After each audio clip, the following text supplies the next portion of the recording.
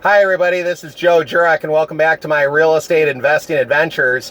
What I want to talk to you about today is, are you doing the little things each day that add up? And what I mean by that, maybe going on Craigslist and posting one ad a day could make a difference for you to find deals or for you to find even cash buyers if you're wholesaling. Are you dedicated enough to do one ad a day, which may take 5 minutes out of your day in the morning or the evening to do? After 10 days, you'll have 10 ads. 30 days, you'll have 30 ads.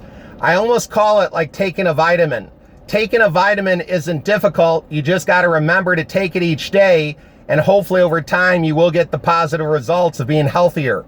If you post an ad on Craigslist every day, over time, hopefully you'll get more calls. It'll lead to more deals. It'll lead to greater financial health. So get out there, post an ad a day, be committed. That is your vitamin.